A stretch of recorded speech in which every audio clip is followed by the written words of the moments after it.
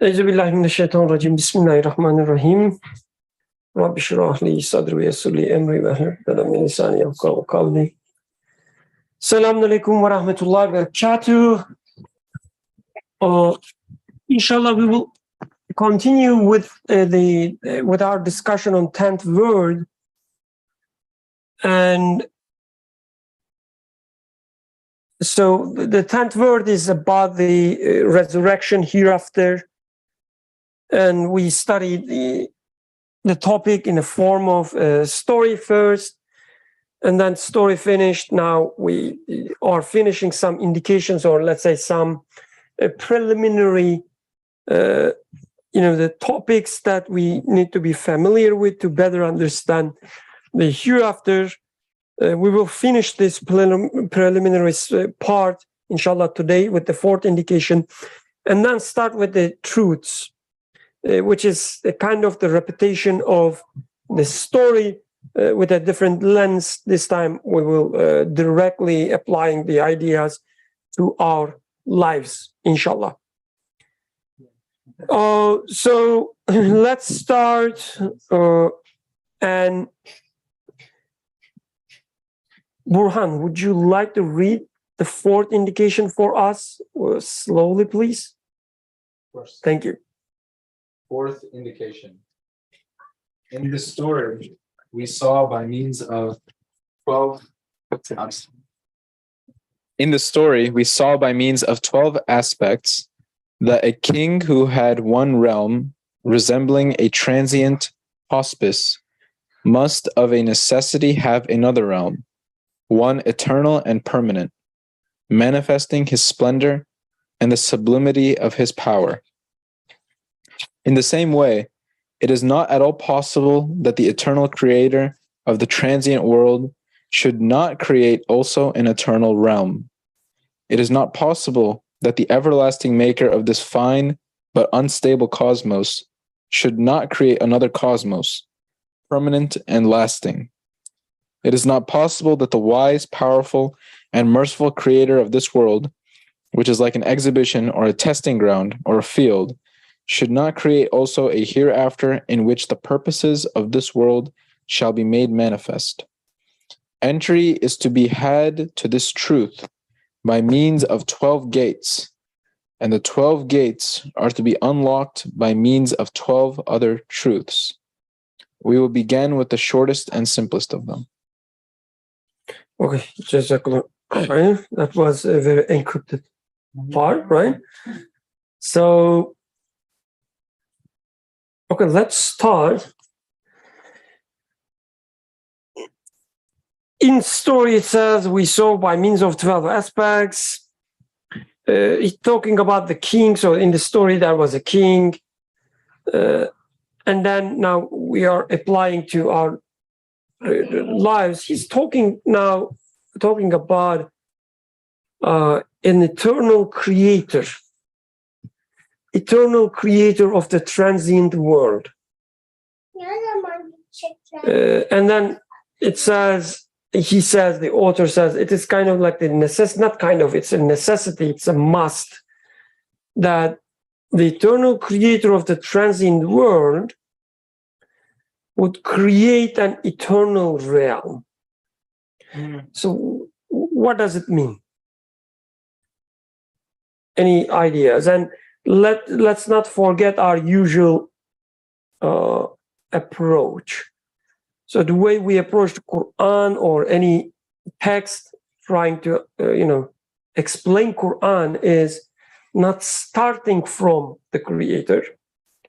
Oh, because God is this or that, then it has to be this way or that way. We don't do that, but rather the approach we're trying to follow is what we see out there tells us that about the creator, hence something.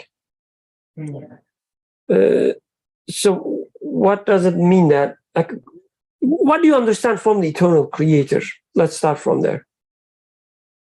What do we understand from eternal creator? Or so I don't have the original Turkish version, but anyway, eternal creator. Any ideas? So I'm also, when I ask this, I'm also looking at the online participants, especially you, Suhail. But of course, if you are available.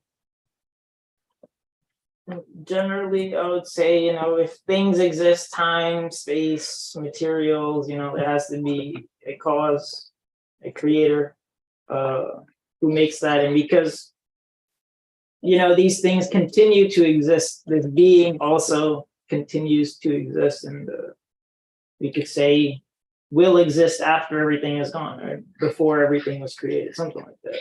No, I think it makes sense. So if you start from let's say the creation. So what do we see in the creation? What type of creation we experience here? Is it like eternal? Is it everlasting? Yeah, so I think what we can just go to what the paragraph just mentioned is that this realm that we live in currently, its main quality is that it is one, unstable, and two, transient, right? So in order for this to have a purpose, a transient and unstable realm, there must be something that is stable and permanent. So through that, we can infer that there's something beyond what we see now. So yeah, in the creation, we see these transients, fani, in Arabic. The creation is fani, the transient, and the creator has to be baki, the eternal. So let's start from that, like what you said, at least to me makes sense. So when we look at the creation, we see that everything is transient, meaning temporary, like it's there and then it's not there anymore. And everything that way, like one moment she's happy and then she's not happy anymore. In 1 second, I feel some way, and then the other second I don't feel it anymore. Or atom is there and then it's not there, and then it's there again, and then it's not there again. Everything is kind of like this flickering, right? So whatever I see in the creation in our life is temporary.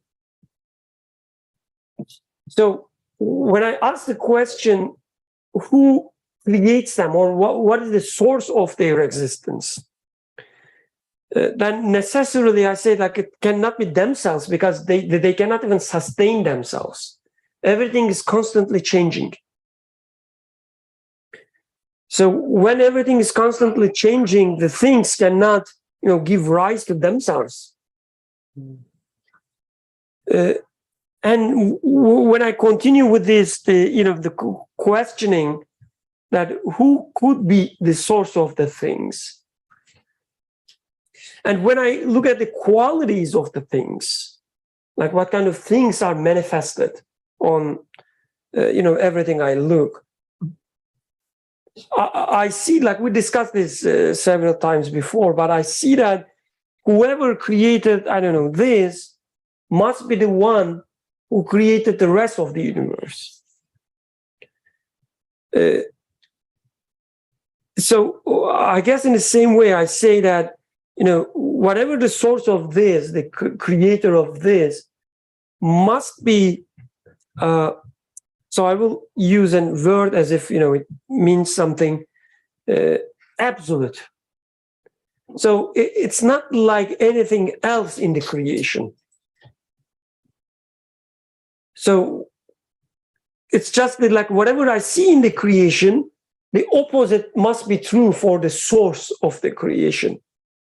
Hence, from the transient creation, I conclude that the source must be permanent, or eternal.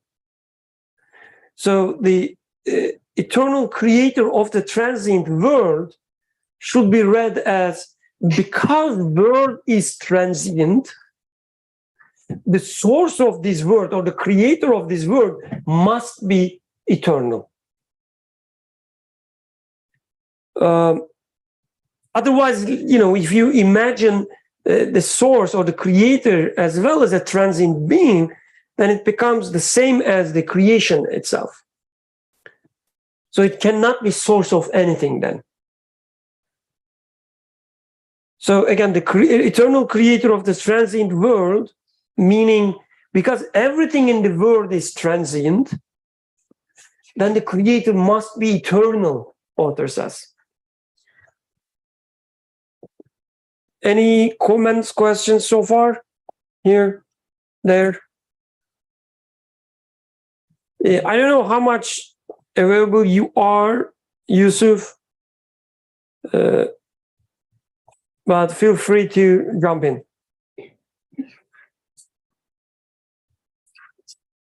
Or chime in.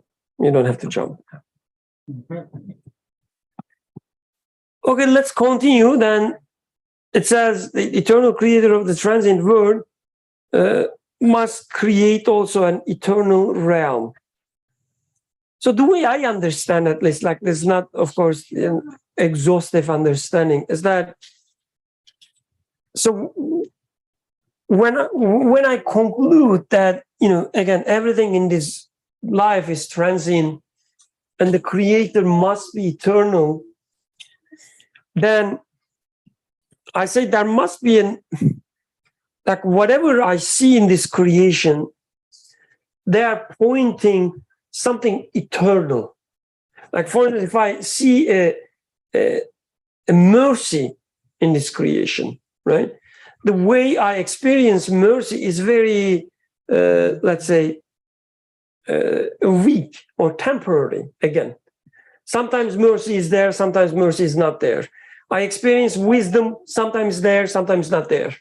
If I look at this direction, I see some wisdom. When I look at that direction, the wisdom disappeared.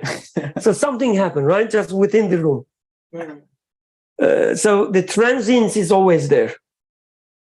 But I say like this wisdom, it's coming from this the absolute source, the eternal source.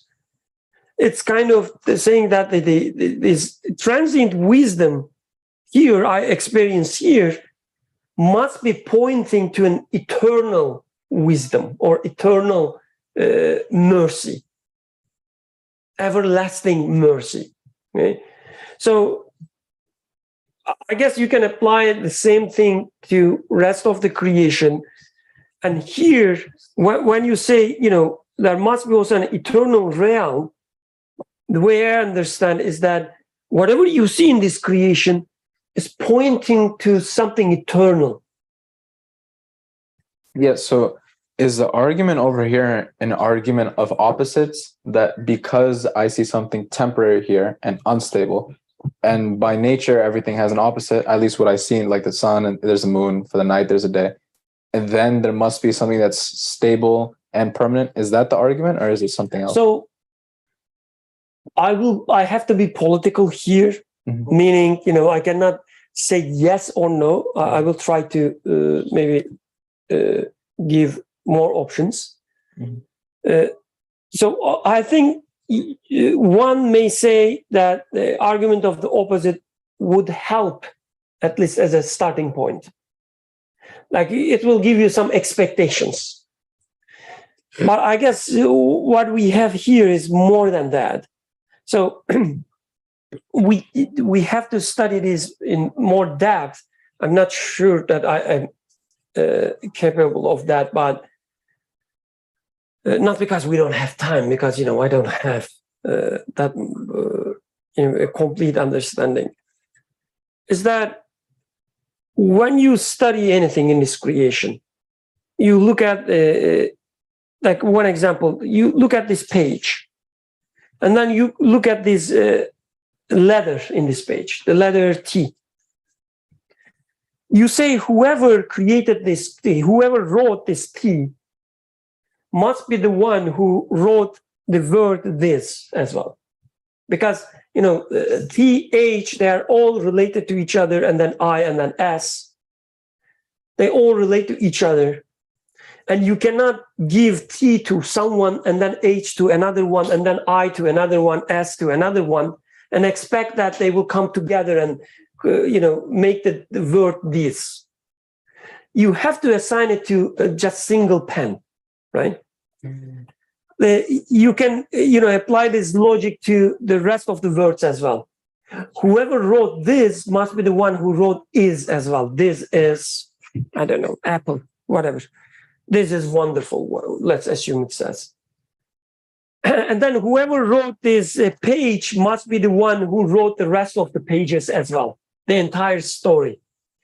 So you apply the same thing to creation, because everything in creation is so interrelated to each other. You cannot study a single atom without studying the entire universe and the so-called universal laws, which are, which exist everywhere in the creation, right? So it means everything is so interrelated to each other. So again, when you look at something, for instance, the letter T in our example, you see a wisdom and knowledge is manifested there. But the type of knowledge manifested there easily goes beyond the type of knowledge you experience in this creation. Because putting everything in control, like how to say, like when you say the one who creates this must be the one who creates the rest of the universe as well, it's like an absolute type of power you're talking about. It's not only just a big power, it's like absolute type of power that you cannot even imagine. The same goes with, let's say, any quality that you observe. Wisdom is just one example. You also have to attribute the power you see in the creation. And it becomes an absolute power easily because the way it manifests itself. And then the will, it must be an absolute will. Every quality must be an absolute quality when you talk about the source of the existence, of who creates this, right? So when you look at the creation tells you that whoever created me must have an absolute power. So it's not because, you look at the creation, you seek, a tiny amount of power, and using the argument of the opposite, you say, oh, then the creator must be opposite of it. It's not that way. Like this tiny thing tells you that my creator has the absolute power, because my creator not only creating me, creating the rest of the universe as well at once, creating me, controlling the rest of the universe at once, knowing rest of not only knowing me, but knowing everything you can think of in the creation at once. That's what it says to you. Whatever you study, through all this relationship with the other things. Hence, it's like, I would say, argument from existence, maybe. I don't know how to name it. Yeah. So just if I can try and summarize what you said, and you can tell me if this is right, what you mean or not. So like using kind of like your book example with the T, like whoever made this T must have wrote this page, whoever wrote this page must have wrote the book. So we can see evidence of a creator through this in this world, right? For example, I am being kept alive every day, like you said, or I'm constantly changing and recreating and being recreated, I guess you could say. So there must be a creator. And if there must be a creator, as it says over here, out of his mercy, he didn't create us for no purpose. There must be a purpose of our creation. And if there's a purpose of our creation, that would mean that after this unstable, transient life, there must be another world where it is stable and permanent, because otherwise our existence here would not be purposeful and that would not be merciful. So there's one thing there that you, once you talk about the creator, you say the creator have this mercy, hence because of this mercy there must be something. So you change the direction there. You still putting kind of yourself in the shoes of the creator, and you're saying, imagining a merciful creator who creating things in a merciful way, hence he has to give us a permanent realm. Mm-hmm. So let's not do that. So let's first, stick with at the very beginning, that you know that there must be a creator because there's existence. From the existence itself, again, you know that the creator must be an absolute creator, meaning, what I mean with the absolute is it's not the same type of this creation. Okay? So if you are talking about for instance, the power of the creator is not like the power I experience here. It's another type. That's what I mean with the absolute. And the mercy of the creator comes after you experience mercy in the creation. Like, you know that the creator is merciful because you experience mercy in the creation. And the mercy you experience here tells you, that whoever created me, the mercy, must have this absolute mercy. So who created mercy tells you that whoever created me must be the all-merciful one. That's the way you know that your creator is merciful. Or you know that there is a purpose because you experience purpose in creation. Mm-hmm. And then the purpose you experience in creation tells you that it must be the all-purposeful one. So it's from the creation to creator always. Yusuf wants to say something. Let's listen to him, inshallah. Assalamu alaikum. So I think in this fourth indication, he made 3 statements. And these 3 statements... Yusuf, just a second, please. We don't hear you. Just give me a second, please.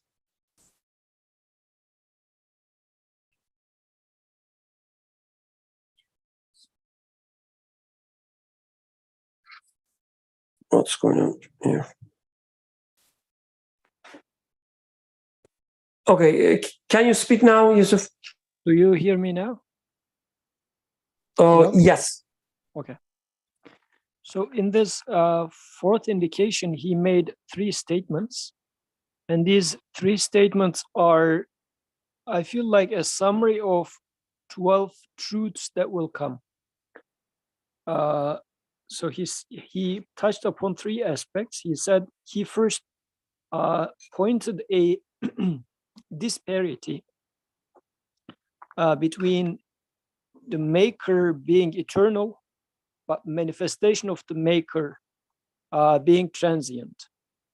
So as if there are going to be multiple truths that he is going to present, but this is one of the contrasts. And he says there's a mismatch in here. It doesn't work. So he will try to find something in there.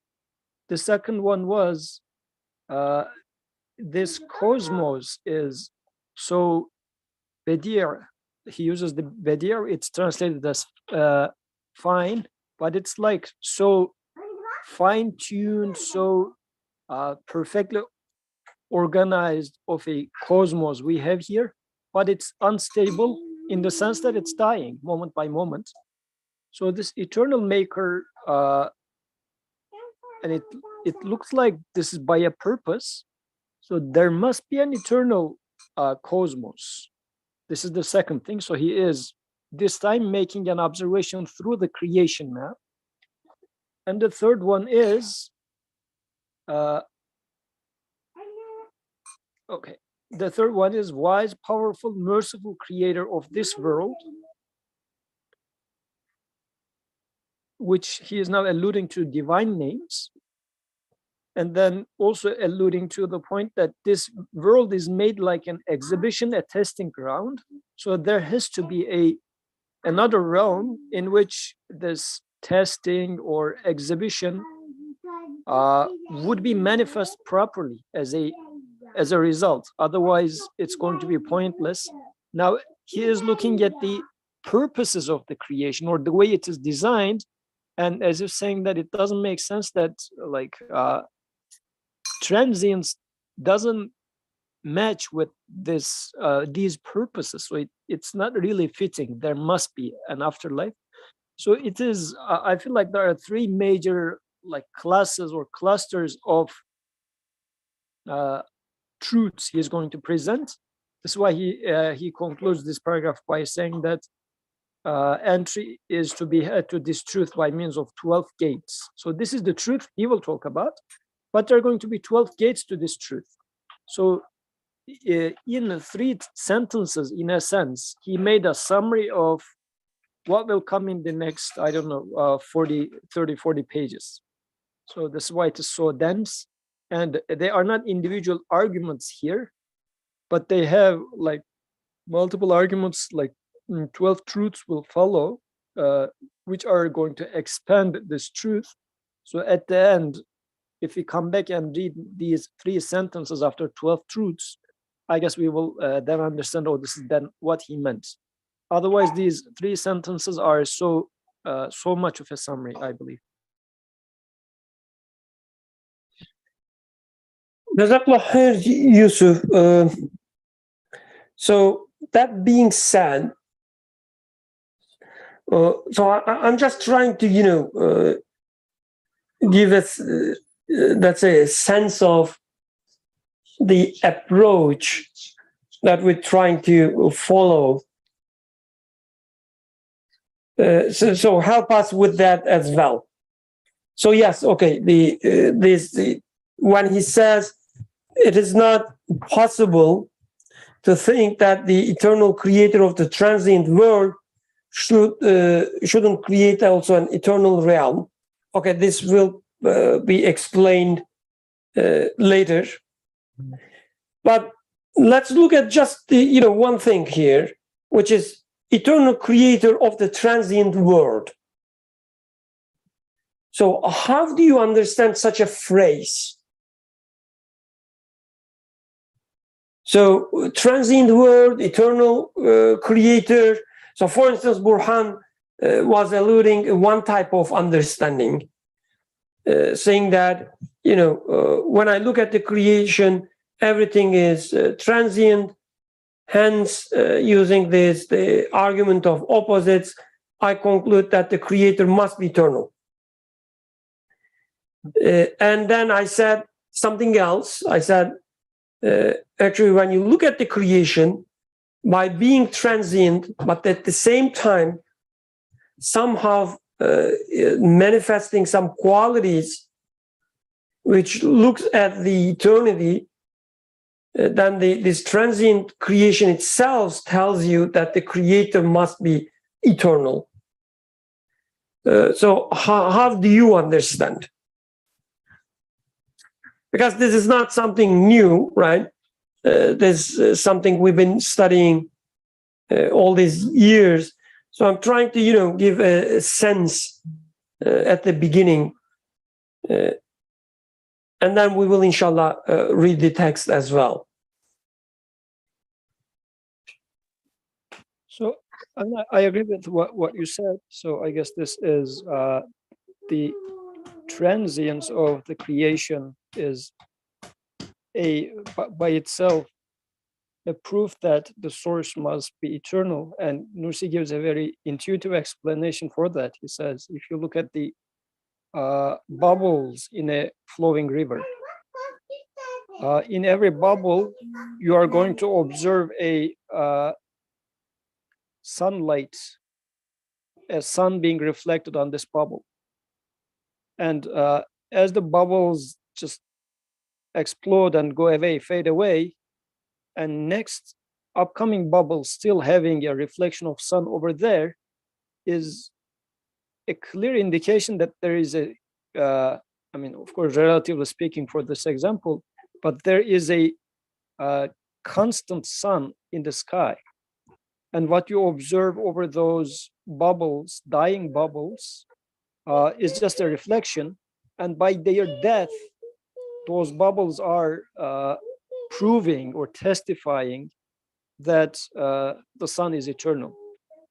So in this regard, every dying thing and the ones that follow or come after them with life, with existence, indicates that the source of this existence, all of these are first of all manifestation of existence of an eternal one, and that eternal one is Baki, like he is ever living, everlasting.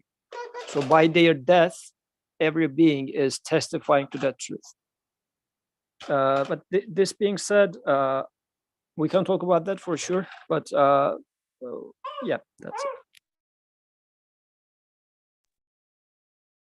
it. Jazakallah khair. So with this example Yusuf mentioned, so when you look at the river and then all these bubbles, what you see, like, it's a reflection of the sun. When you look at each bubble, you see a sun there, and you see some qualities like heat or color or size and so on and so forth. An interesting thing, although these bubbles are constantly changing, you see the same quality being manifested again and again. So with these dying bubbles, you know that these qualities cannot be attributed to bubbles themselves, because the bubble is not anymore there, but still you see the same manifestation there. So image in this example. So directly you say that there must be a sun which is outside, not type of this bubble, somewhere outside the bubble realm, right? There must be a sun, and let's say, as Yusuf said, constant, everlasting sun, which is not changing, unlike bubbles, because you see the same thing being manifested there. So you either have to accept that each bubble have these qualities, meaning you have infinitely many, if you apply it to the creator, if infinitely many creators in the creation, or you have to accept that there's only one creator, one sun, and everything you see here in this transient, the bubbles are just manifestation of this everlasting sun. So anyway, and then you will apply similar logic to the rest of the sentence. How this indicates that there must be an eternal realm, the hereafter. But let's not make the jump there. No, that makes sense. That makes sense. Sorry? Oh, you want to say something? I don't see something. I'm sorry. Oh, even before Yusuf. I'm sorry. Go ahead, please. It's fine. I didn't want to interrupt, because it was a different line of thought. I can try to trace back. It was related to something we were saying, where I felt like this reminded me of the story of Ibrahim alayhi salam, and him seeing the setting of the stars, setting of the sun, where he was saying, like, this is my Rabb. No, it can't be my Rabb because it has an ending. So it makes me think, like, the fact that there's an ending tells you that there's a larger reality. So when you're, like, dreaming, your dream is your reality, but then you wake up. And then when you wake up, you realize, okay, this was not reality because it had an ending and there's something else that's continuing. It's almost like a truth that's only a truth insofar as it has not been denied. But then once it's denied, then it's like, okay, realize this wasn't the truth. There's something larger there. There's another rule to it. Like this was flawed in some way. So the connection there is just like this. If there's an ending to, like, what we see as the reality of our existence, then we realize that this can't be the true reality. This life can't be the true reality because it is transient, because it has an ending. So there has to be something larger, something beyond it. That's what the ending of it points to. That there's more than with, as you said, like just like the Prophet Abraham's the story that whenever you see something in setting, you say that, oh, it cannot be Mars, my sustainer, right? So every transient thing in this creation tells you that I'm not the creator. So it's like La ilaha part, right? I'm not the ilah, I'm not the creator, La ilaha. Everything you believe or assume to be the creator, you see that it sets, it goes away, and you say that, oh, it must be, it cannot be the creator, La ilaha. And then because everything is transient, everything is La ilaha, and then you say, illallah. There must be a creator which is not like this. Because there is existence, but nothing in the existence can be the creator. But the existence is still there. So there must be a creator which is not of type of this creation. So that's the argument as I understand at least. There's the argument of La ilaha illallah. You start from La ilaha always. It's not like, Allah La ilaha. It's La ilaha illallah. You start from the creation, you start from these transient things, the false idols, your mom being the source of your wisdom, intellect, for instance. You start from there. And then you realize as she, gets older, her own intellect fades out. Or even before getting older, sometimes she says something wise, sometimes she says something not wise. And you say that, oh, it is transient. So about me. Don't say all the time, especially about your mother. She might be listening. Yeah. Be careful. I make sure she's listening. Okay. So with these transients, you say, oh, La ilaha. She's not the source of my intellect. And then who is the source of your intellect then? You apply the same thing to everything in this creation. You say La ilaha to everything. But the intellect is still there. You experience your own intellect, right? You never argue against it. Like there is an intellect you experience, right? With yourself, Burhan? There's a lot, actually. A lot, right? So there must be a creator, right? There must be a creator of this intellect. Yeah. Because it's there. It's not So the I guess- DNA. No. I was gonna say, I guess to sort of summarize, there has to be a source for all these things that we experience, and we go through life trying to find the sources, but they're all, like we were saying, transient. But there has to be something where certain things come from, and that has to be an ultimate source, essentially, that is eternal. And Yes. that is the creator. Exactly. Like ultimate, absolute, all these, fancy words. Yeah. But what we mean in nutshell is that it's not of type of what I see here.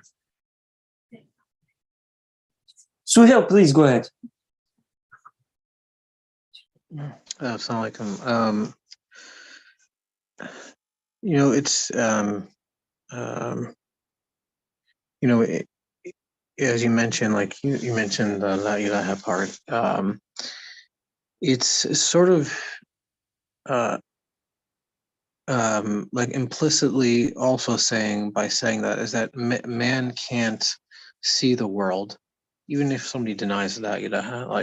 Like you implicitly cannot see the world. Like I can't implicitly see the world except through the lens of creatorship or some sort of agency or some sort of cause. It's impossible to do so. But as you said, you start from existence or being. Implicit or intrinsic to being is the necessity of sort of the cause of being or agency of being. You can't dissociate one from the other at all. And at the same time, though, by doing so, by recognizing that yes, there is being, and that being must be the cause of something else, but be caused by something else. Like by definition, then the entire my world is through the lens of some sort of godhead, some sort of creatorship, and whatever way I see that, that's the second another matter. But I can't um, see anything other than that. Even when I say, "Oh, I don't believe in that," in some sense, what I'm saying is, as Nursi will points out other places, like then I see many gods. You know, I see many gods with a lowercase g, and that's what sort of ilah is. It's a lowercase g. It's the sort of indefinite, sort of unstable God, so to speak. Um, and the lab part, like as he's pointing out here, is that I recognize also implicitly that because the world is unstable and transient, um, you know, these things that I perceive as gods are not really gods, because the world must be brought into being by one who must be stable and permanent. Um, so, in that sense, that's the only way in which I can see the world, and then I can only conclude then there must be, or illah, there must be a one, Allah, like the definite, the permanent, the stable, beyond the nature of this uh, world. And at the same time, that's not la ilaha illallah. It's not just some. It's not like I think maybe I might have wasn't here previously, but in some of these prior discussions talked about that it's not just some sort of like, I don't like to use this word, but it's like it's not some sort of just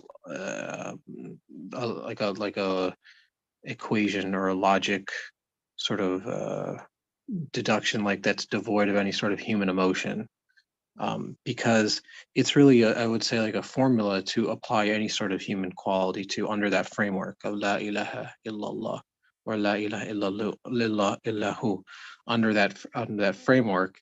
So even like this sort of uh, um, notion of like the hereafter or of an eternal realm, like looking at it from uh, like from my perspective, not from the creator's perspective, of sort of desiring an eternal realm, um, that it wouldn't make sense for him to not, or would be impossible in accordance with sort of my expectation of the world, in that I don't like it.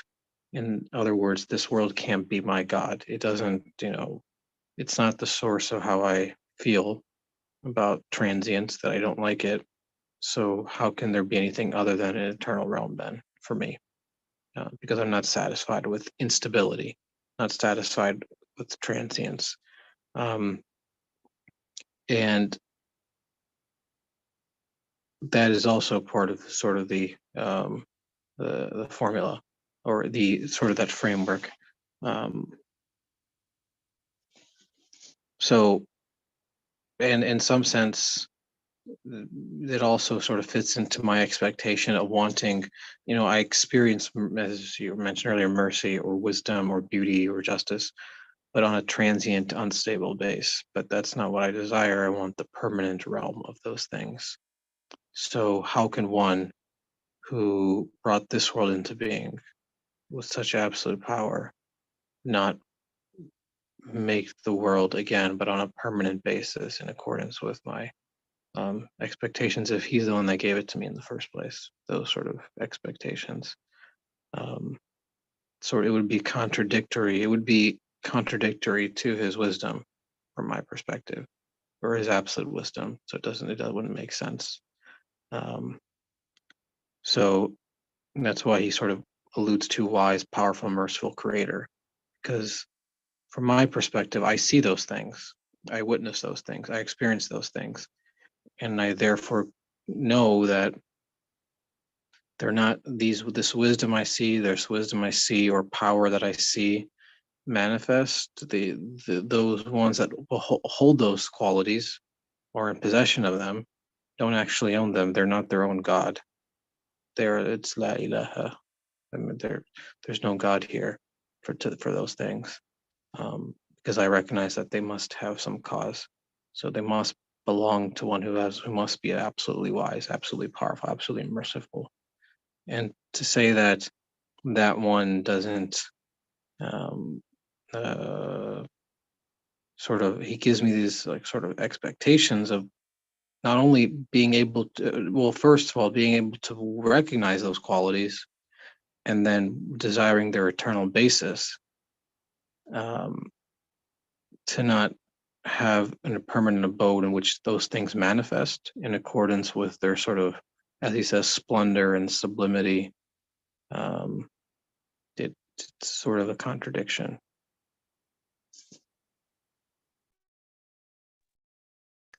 Jazakallah khair. So I will just highlight one thing Suhail mentioned and then continue with the text, inshallah, which is when we try to understand the creation and the creator, one thing we should never forget is that we should also put everything about us, our human desires, feelings, wishes, even into the equation as well, because they are also being created. So I know it sounds awkward, maybe like a weak, let's say, argument when somebody says you don't like transient life, thus there must be an everlasting life. It's by itself, it's a weak argument maybe, but it is part of the argument, because this dislike for the transient life, the 60 years of life, and you will die and you will rot, nothing will happen then. And the dislike that is being created in you, when you think about that, it is the indication, a speech that telling you that what you imagine is not true. You don't like it, I don't like it. The source of the creator, this speech says. So you have to put everything about you into the equation as well. Okay, let's continue with the first truth. Rahman, please. The first truth. Oh, sorry, Burhan. Wait, what do you call me? Abdurrahman. The gate of dominicality and sovereignty, the manifestation of the name of sustainer. Is it at all possible that the glory of God's dominicality and his divine sovereignty should create a cosmos such as this, in order to display his perfections with such lofty aims and elevated purposes, without establishing a reward for those believers who through faith and worship respond to these aims and purposes? Or that he should not punish those misguided ones who treat his purposes with rejection and scorn?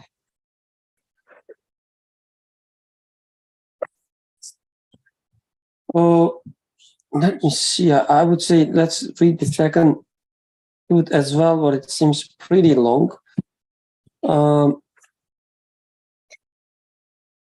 Let's start reading second truth as well, just a little bit at least, and then The second truth, the gate of generosity and mercy. Oh, do you know what? Let's stop there. Sorry. Unless Yusuf, do you recommend us to continue with the second truth as well? No, I think we should first talk about the first. Yes, because it's like it. Pattern here. Divine names are being used. Let's talk about that. Okay, that's how I felt as well. Jazakallah khair. So the first truth. Oh, sorry for that. Okay. So it says that each truth will come with some divine names, okay? The first truth, it says this is the gate of dominicality and sovereignty. Dominicality is the Rububiyah, the Rab, right? He's being Rab, sustainer. And then the sovereignty is the Sultanate. It's, I guess, it's like he's keeping everything in control, maybe under control, governing everything. Kingship. Say it again, Yusuf. A kingship, I guess. Kingship, yes, okay, yep. This is the gate of dominicality and kingship, or sustainership and kingship, okay? So what it means when author says this is the gate of Rububiyah, for instance, right?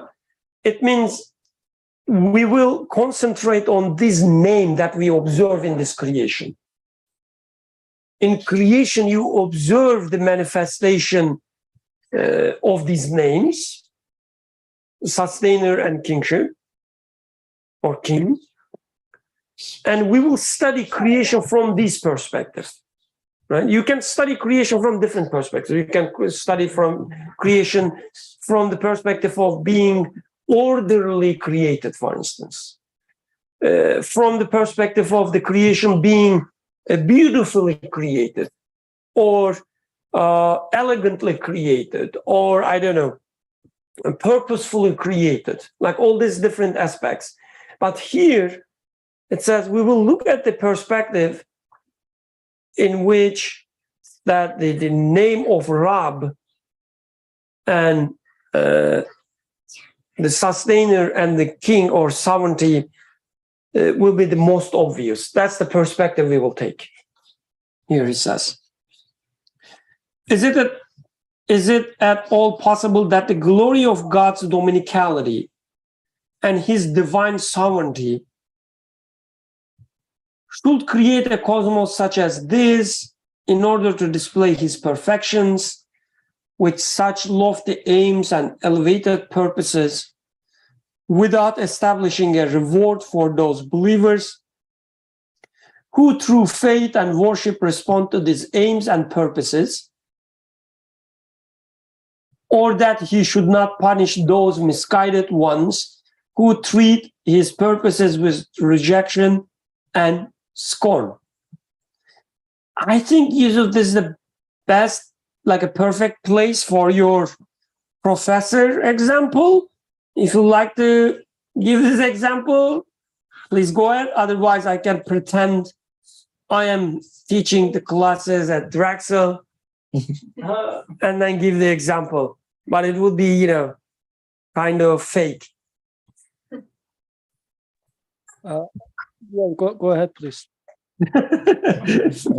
So when I hear about Rububiyah, right, the one thing comes to my mind is that the teacher, or take like someone who's taking care of. In Arabic, we use the word, they use, not me. They use, it's not me. They use word Ram as the, what is the English word for, like, not the owner of the house, but the one who, caretaker of the house, like, for instance, the father in a, what society? Patriarchal. Yes, maybe. I mean, it doesn't need to be that, with bad connotation. But if father, for instance, taking care of the family, the father will be the Rab of the family. Okay? Or if the mother is taking care of the family with all aspects, then mother would be the Rab of the family. So there's this taking care of aspect of Rab. There is also this teacher aspect of it, meaning training someone or putting some examples in front of him or her so that she will learn something. She will develop. And the Rab will be with her from beginning to end through this development, taking care of her. leading her to the right choices and deviating her from wrong choices. So this is Rab. And this is, I guess, like there are different aspects of Rab, of course, but to me, this is the most dominant aspect of Rab as it is explained or as it is mentioned in Quran. So when Quran talks about the Rab, we should start from, again, the creation. What is the opposite of Rab? Abd, the one who needs training, the one who needs guidance. In creation, I experience what? The need for guidance, need for development, right? And all these things are being sustained, meaning there must be a sustainer, there must be a Rab. Okay, so that's the idea. So author, at least to me, when he says, is it possible that such a Rab will create such a cosmos and will not reward those who worship and then punish those who are misguided? So what comes to my mind is Yusuf's example. So you go to a class, you see that there's a professor there and he's speaking, he's trying to explain things, or things being explained, let's put it that way. Things being explained, you also find a textbook in front of you, and then things are written on the blackboard, and there are some exams and so on and so forth. Everything is designed so that you will be trained, right? So in such a situation, you say that, is it at all possible that like there's such a training and everything about this class tells you that you are there for training? And this training is so central, right, in this creation, which is the classroom. So author says, is it at all possible that you receive such a training, but at the end, there won't be a separation between those who are trained properly and those who are not trained, like those who did their homeworks and those who didn't did their homeworks? Is it possible that there won't be such a separation? The author says, like if training is there in the real sense, there must be a difference between those who worship, meaning taking the classroom and the professor and the training serious, and those who do not. So that's the argument. I don't know what you think about it. Was it right, Yusuf, the way I explained your situation? You mean fake or what? Right, yeah, it was right. Good, mashallah. Let's discuss this. Come on. The example is simple, but does it really apply to reality? Like, do you think you are being trained, that there's a professor, there's, these textbooks, things being written in the blackboard, there are some exams and so on. Like, is it at all applicable to your life?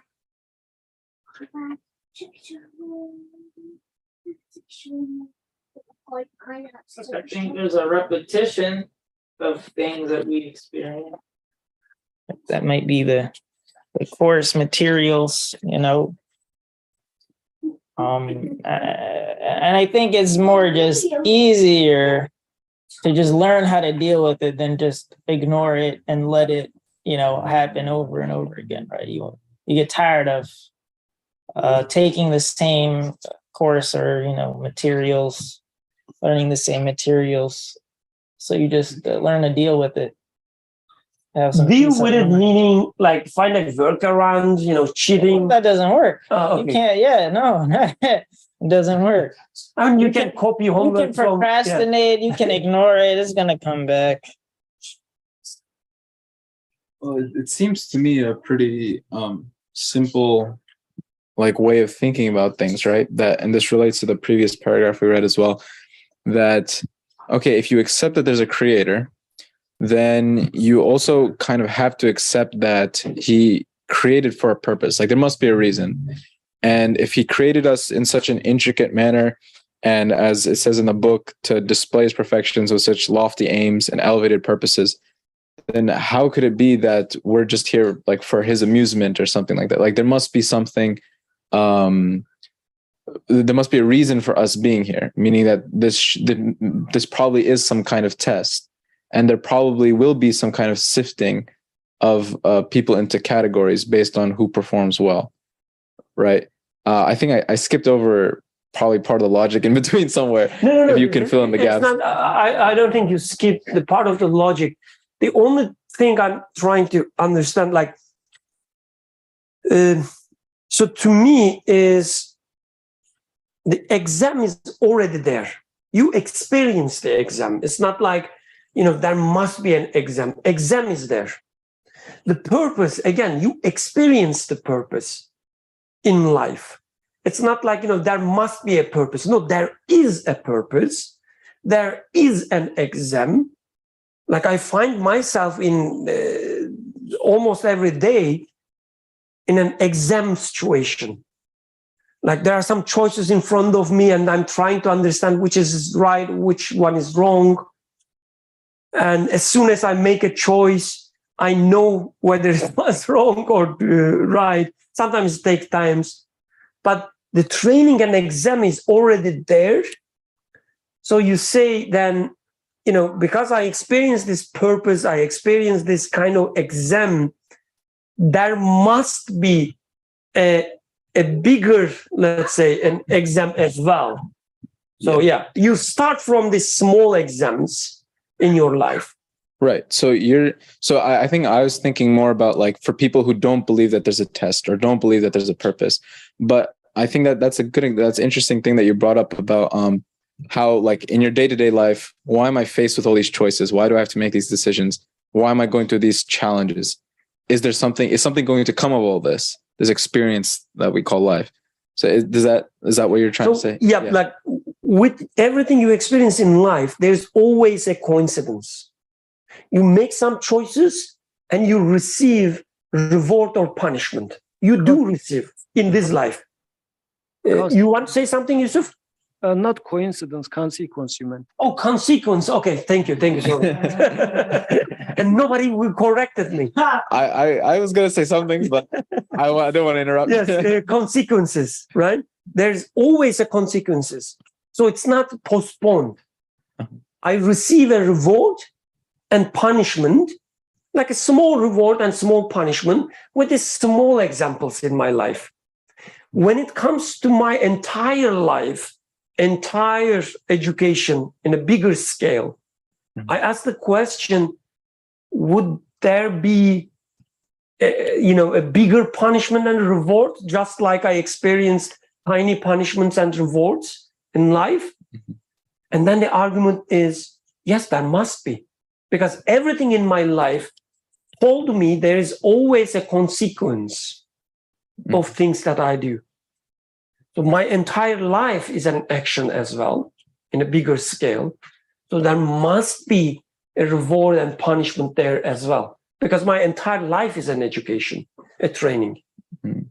Does it make sense? Yeah. So that's a logic to look at things as opposed to what I was saying earlier with like the opposites thing, right? Yes. Look at it's more things. about tests. Okay. Yes. Reward and punishment is something you already experienced. Right.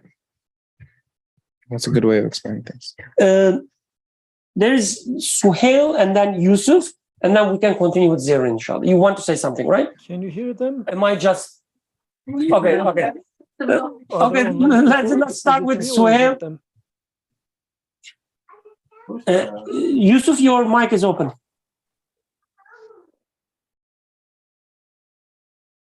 Oh, Suhail, please go ahead. There's probably a problem with, So to add to what you were saying, in that, if I go back one step further and say just the very idea like just this idea that I even know what is hardship. Again, like I have this expectation, like where this expectation come from, like why, how is it, or why is it that I perceive one thing is hard and one thing is easy? Like that is sort of, that is in imagination. Like, like, there's nothing, for like experiencing fatigue or tiredness or sort of exasperation or happiness. These aren't material things. If I'm just matter, what are we talking about here? Like it's sort of, it's like it's so totally ridiculous to even talk about these concepts. What is easy versus what is difficult? If I view myself as a material being, it makes no sense whatsoever, because these are just constructs in my mind. These are just perceptions of reality, immaterial perceptions of reality. So starting with that, and then realizing, oh, I'm in this situation, that situation, this situation, so many different situations that aren't even really necessary. Like there's nothing necessary that I'm in one situation. I'm born here and somebody's born somewhere else. Nothing inherently necessary about that. So the fact that it is rather than is not implies that it was chosen, and choice implies purpose by definition. Like you can't, the very fact of choosing something means one chooses something over something else. That's my everyday experience in life. To go back to using my experience, like I choose something because I chose it amongst a set of choices. Whether like I'm totally competent or realize what I'm doing, that's secondary. But the idea that I was choosing amongst a set of choices, it necessitates purpose. I had a reason for doing it, even if I make the wrong choice. So same thing can be applied then to this world. The fact that the world is rather than is not, and everything that it contains is rather than is not, necessitates that not only was there a choice made, but that choice was made by a conscious, purposeful creator. And so my being in things, the fact that I can perceive ease and hardship, and then being in circumstances where I perceive ease and hardship is also purposeful. And so for me to deny that then and say, oh, I don't like it when things are difficult, and then say it's meaningless, makes no sense. That's a self-contradiction. Oh, I don't like difficulty, but it's totally purposeless. It's meaningless. Well, then if it's purposeless, what does it even mean for something to be difficult? It means nothing. I go through my life and that's it. It doesn't mean anything. So these are self-contradictions like left and right. And,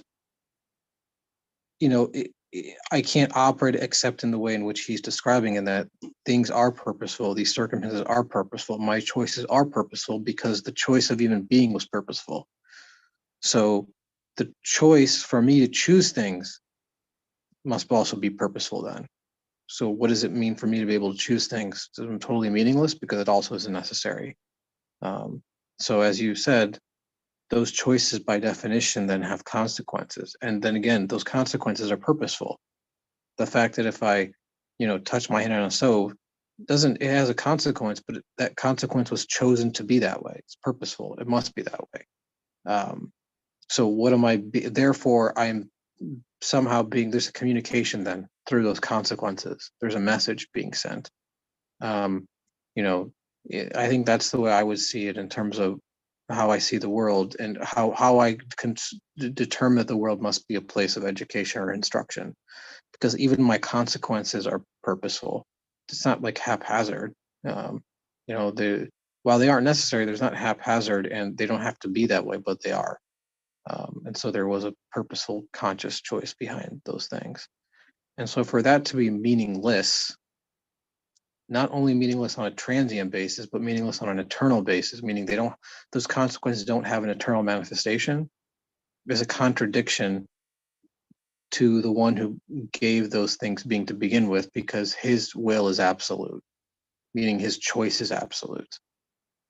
Therefore, the manifestation of those consequences from my perspective must be eternal. So that's what I would take away from this. Jazakallah khair. So this has reminded me something. So thank you. So At least this is how I see things when it comes to creator and so on. So we are so used to have these arguments about like trying to prove the existence of God, trying to prove the existence of order or whatever. And things become so external to us. Like you prove that there must be a God, there must be an order, there must be a purpose, there must be something. And it's just a logical proof, like it's out there. I think what we should be doing instead, whatever you want to argue, whatever you want to understand, always start from yourself, your life. Then it will become your truth. It won't be just a philosophical argument written on a paper or somewhere. Oh, there's such a beautiful book written by, I don't know, Imam something, that he proves that there must be God. It is important for sure, but for something to be your truth, that your belief, you must always start from yourself, what you experience. If, for instance, Quran tells you, like it talks about reward and punishment, you should ask yourself, is there any reward or punishment in my life? Can I relate to that? Start from there. The reward and punishment that you experience in your life. You say something nasty to your mom, that will be what? Reward, right? And you will get your reward or punishment. So all these reward and punishments are your arguments for there must be a reward and punishment for my life. Or the mercy that you experience in your life.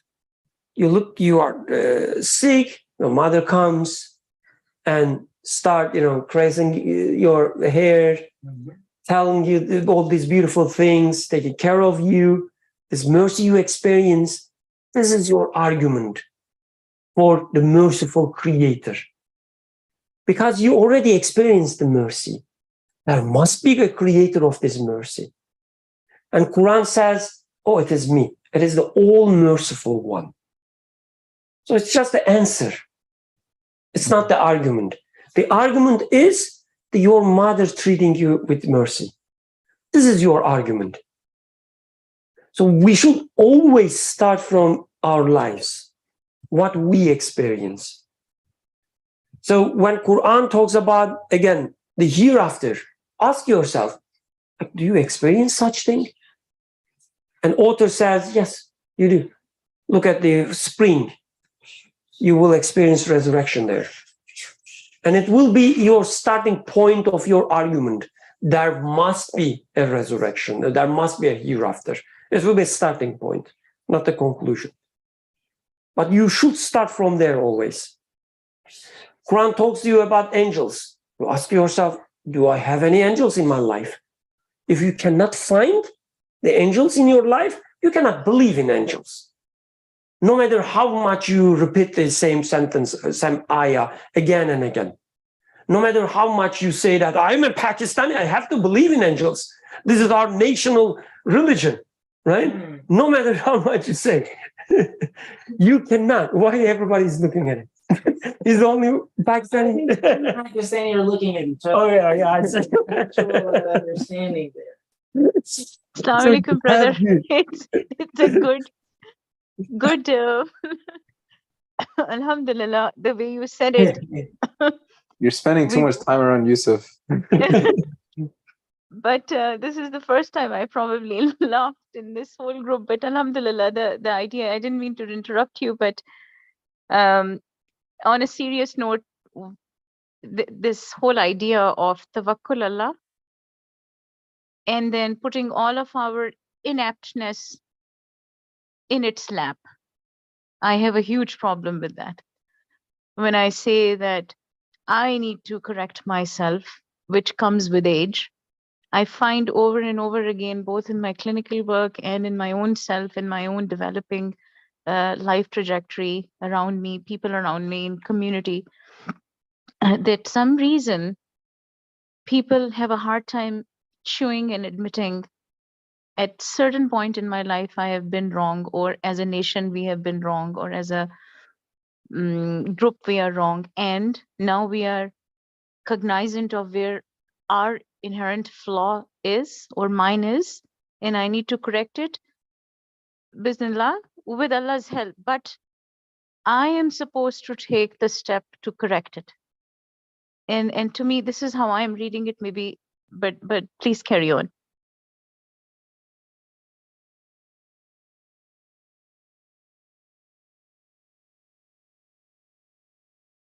I muted myself again. Sorry. Let's carry on with Yusuf then.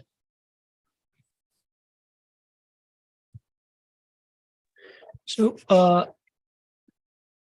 it might be a slightly different perspective if it's too different or whatever, you decide. So this reminded me of a famous perspective of someone who says religion is opium of masses. What does religion say? Religion says, and especially this is said for Christianity and probably for Islam as well, it is therefore like giving tales of an afterlife for people, and so that they're going to feel good. So it's not reality, but it is for just to make them like feel good about what they cannot reach. But from here, what I am hearing is as if the author is saying that no, eternal life is real and it is here.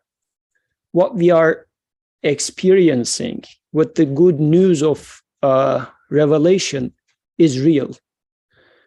What I mean by that is, so for example, in the example that you gave about classroom, so the teacher, the purpose of teacher is to teach, to train the student, and those who abide by those purpose is going to be given positive reinforcement, and those who against this purpose should be given negative reinforcement so that they will change their ways and try to learn. Like if a student performs bad in the classroom, out of the mercy of the teacher, he is going to give them bad grades or push them a little more so that they will realize, oh, this is not going in the right direction, so I should try to learn. And taking education like this is really setting the whole thing as purposeful.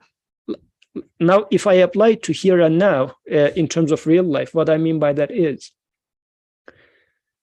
when a believer worships the Creator or shows iman, like through faith, as indicated in here, you are already realizing this or getting connected to this eternity. Like death dies for you already. Think about it. What is death? Death means separation. So if you are convinced, 100% sure about an ever-living, al-Hayy, al-Qayyum, self-subsistent creator, there's no death for you.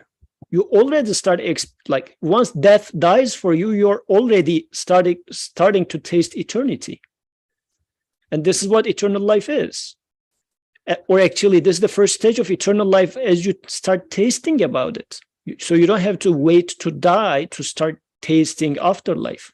So this perspective here and now makes you start afterlife. And it is real. But and I think the author in here, like, of course, we can take it on the first layer. He is explaining there must exist an afterlife after this life once we die.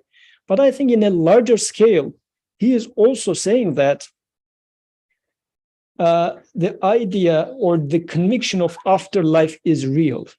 It is not opium. It is real. I experience it and I know it and I taste it, and I'm not fooling myself. And his justification for that is, look, the purpose of this existence is to get to know my creator. And my creator is supporting me to the extent that I do worship, I fulfill my purpose of this existence, realize him as Rabb and myself as Abd. As much as I realize this, and as you indicated, Birkan, he confirms me through my feelings. So me feeling this satisfaction is not simply, oh, this is opioid, this is why you're feeling good. No, I start tasting eternity here and now.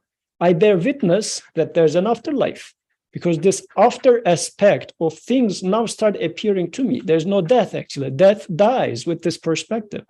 So reading it this way, this first truth, I feel like is a very nice response to saying that, oh, you're fooling yourself with the tales of an eternal afterlife. Author in here is saying that, no, I'm not fooling myself. I am explaining you what I'm experiencing here and now.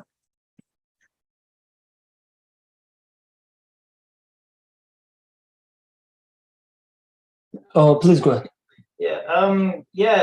I just wanted to say that this quote of a religion is the opiate of the masses is very taken out of context. I think the individual who said it, he was more so, I mean, you make good points, so definitely in regards to people who use the quote for their own purposes, but the author himself, he I think he cared a lot about the working class people, and generally his ideas that it's the religion is what gives people the strength to overcome their terrible, let's say, working conditions in life and that sort of thing. So religion is not like something to give you I don't know, false hopes or something like that. It's a little bit different.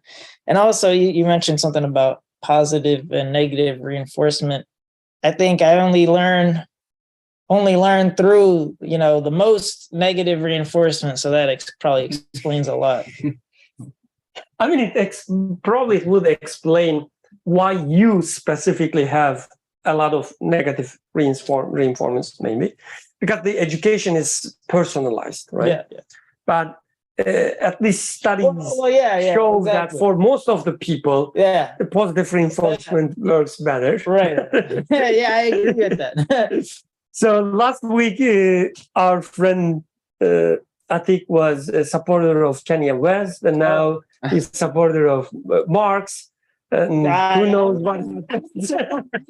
I don't support anyone. Just kidding. So, what I think, other than such historical, let's say, the details, right?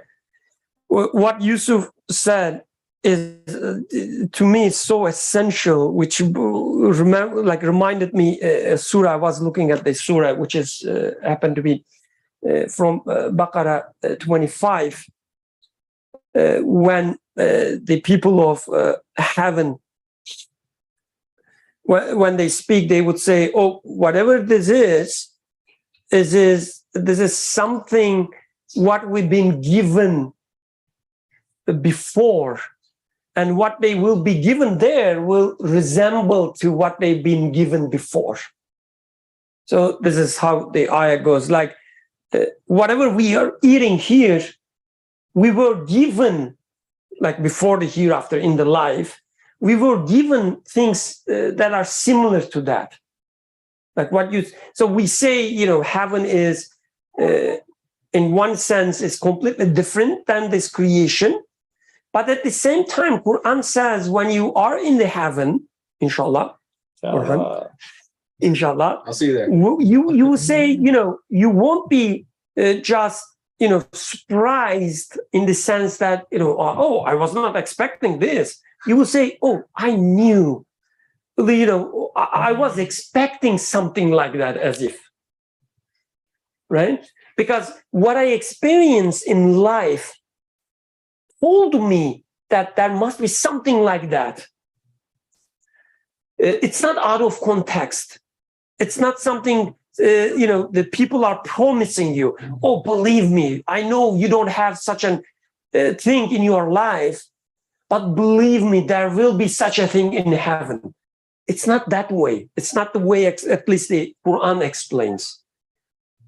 You will say, oh, this looks very similar to what I experienced in my life. So, as Yusuf said, you have to find hereafter the eternal life, at least, the glimpse of it, the indication of it in this life. Otherwise, you will not find it there either. Whatever you learn about your creator here will be your, starting point in the hereafter. So that's the reason we say the same thing goes with the hell, right? We say you carry your, the wood log for the fire. Yeah. What is the word? The Firewood. Okay. You carry your fire food yourself to the fire, the hell, right? Wow. That's what we say. It's the same thing. Whatever you see in this life, if in this life, for instance, everything is out of luck, your friend, nothing is purposeful, right? Everything is out of luck. Everything is so dark, it's so miserable. If this is how you live your life, this is what you find in hereafter in the absolute sense. Oh no. So when we say, this life is a training place, it's not, just let's say, a metaphor. It's not just a simple example. It is the truth of this life. You educate, and with your title, whatever you earn, you go to hereafter. And that will be your starting point for there. If you educated as let's say, if you trained as an engineer, you will work as an engineer. But if you trained as an artist, you will work as an artist there. If you trained as an unbeliever, you will be unbeliever there. If you didn't see any mercy of your creator, you will not see any mercy of your creator there. So this is at least how I understand. Going back to text, because you know that there's a positive and negative reinforcement, reward and punishment, you know that there will be reward and punishment when you die. Okay, we are out of time. Any final comments, concluding remarks? Maybe from Zerrin. I don't like to put you on the spot, but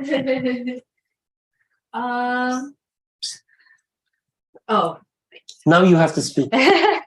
Okay, I will try my best to put my thoughts together. But yeah, I guess sort of going off the text too, it seems like the fact that there exists reward and punishment in our life, the fact that the consequences to our choices can have either a positive or a negative reinforcement sort of speaks to the fact that sort of these consequences allude to like a higher purpose that has been created for us, and that sort of suggests that as we experience those things here, that like we were all saying, that we must experience it permanently in the hereafter, since what we experience here, like in the fourth indication we just established, is something transient. So I guess to summarize what we kind of talked about, it looks like we exist in a transient world, but that world has a purpose because we have choices that we can make, and those choices can result in either a reward or a punishment in this life, and that must be permanent in the next. Yeah. That's what I got out of this conversation. Okay, let's conclude here, inshallah, then. سبحانك لا علم لنا إلا ما علمتنا إنك أنت العليم الحكيم وآخر دعواهم أن الحمد لله رب العالمين. الفاتحة. Sorry. Go ahead, please. No. Well, I just had a question. So we were talking about opposites and also like the system of reward and punishment and how what you do in this life impacts what the hereafter will continue. For people who had to make really difficult decisions in this world, and then they made the correct decision, and then in the hereafter, would believe that it would make their life better in their hereafter because they did the right thing. For people who didn't have like hard choices to make in the world, not that they made the wrong choices, but just in terms of opposites, like in the hereafter, will they have more difficult choices to make? Oh, so I don't think we, rely on the opposites. Like the opposites in this life only tells us things, like it's there for educating us, rather than it's not like there's a rule of opposites or. Right. But just like in terms of like how this world is kind of a mirror for what will happen like in the next. So mirror in the sense that, again, if you experience mercy, then, by studying the mercy itself, you know about the eternal merciful one while in this life. And the hereafter becomes let's say, a gate for living this eternal mercy. So what you see in this life tells you about what you will find about hereafter. It's not, I don't think it's about, hard choices or easy choices, because for everyone, we have, again, this personalized training. We are all taking toward the Creator, one way or another. Some people find themselves in a terrible situation from their perspective, or from your perspective. Some people find themselves from another situation. But whatever situation looks like, no matter, the situation looks like from the outside, inside is always, it's always about a choice, like whether you attribute whatever you experience in your life to yourself or to someone else or to your Creator. So I guess the choice is more or less is always the same. At least to me, it seems that way. Okay, let's conclude here, inshallah. Selamun alaikum wa rahmatullahi wa barakatuh.